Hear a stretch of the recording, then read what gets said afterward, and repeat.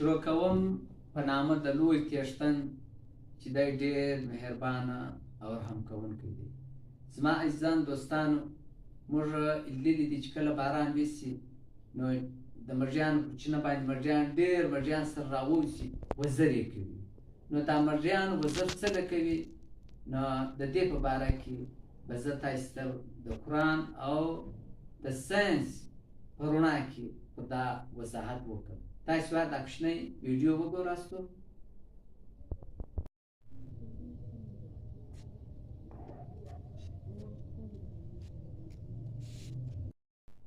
په قرآن شریف کې الله پاک په سورت نمل کې یایي، نمل د مږې په نامه باندې دی. په سورت نمل کې الله پاک یایي د سلیمان علیه السلام لښکر را روان وی، نو په مخ کې د مږیانو یوه چینه وه.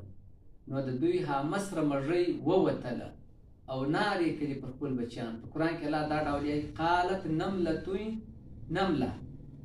نملة یا ایها النمل ادخلوا مساکنکم لا یحطمنکم سلیمان وجنوده وهم لا یشعرون. یا مږۍ ناره کوله: ای بچیانو، ای مږیانو، ننوځئ په ښځو. سلیمان علیه السلام له لښکره سره را روان دي چې تر پښو مې لاندې. نو دا خبره هغه د مږۍ خبره سلیمان علیه السلام واورېده. نو فتبسم ضاحکا من قولها. نو په قرآن کې ته دا ځای راځي چې د دوی مصره مږۍ ده. وینه، نملتون، او نر ته نمل یایي، و ښځه ته نملتون یایي.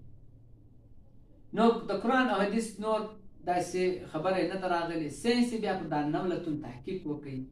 نو تحقیق یې دا وکړي چې کله مږۍ بچیان په چینه کې مږۍ بچیان واچوي ډېر سره، نو چینه جوړه سي، نو چې څه وخته د ده بچیان و بلوغ ته رسېږي، د بلوغ آثار یې دا وي چې دوی وزر رابنا سي. نو چې کله بیا باران وسي نو د دوی وزر غټ سي، و دوی ته انندوالی ورسېږي، ها وزر یې یکدم غټ سي. چې وزر یې غټ سي نو دوی ته ځننه په چینه کې ملکه اجازت نه ورکوي، وځي. نو له کاڼه پسې راواخلي دا ګډ مږیان وباسي چې کوم وزر کوي. نو دا مږیان بیا والوځي، په اسمان کې میلاپ وکړي. چې کله میلاپ وکړي، ها نر مړ سي له څه وخته بعد، ها ښځه لاړه سي یو ځای ښځه وګوري، په هغه کې هګۍ واچوي، بچیان یې پیدا سي، بیا بله چینه جوړه سي. چې چینه جوړه سي نو دغه ډول دغه تسلسل یې مخ دغه ډول د دوی افزایش نسل په دا طرز کېږي. نو دی چې کله ها مږیان اول وار بنا د په چینه کې چې له دې مږۍ ځاخه کېږي، نو بیا دا مږۍ د دوی مصره سي. دا نور یې ګرد بچیان وي، نو دا مږۍ یې ملکه هم وي، مصره یې هم وي، مور یې هم وي.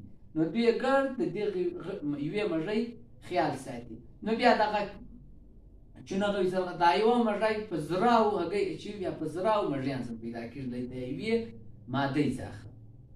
نو بیا دغه ډول ځله لاړ سي. نو هر ځای کې موږ لیدلي چې په داسې ځایو کې هم مږیان چینه جوړه کړې چې د سړي تصور نه وي. هغه خو له دې وي چې دې ته خدای د وزر ورکړي، نو دوی والوځي او دوی میلاپ هم په اسمان کې په دوران پرواز کې کوي.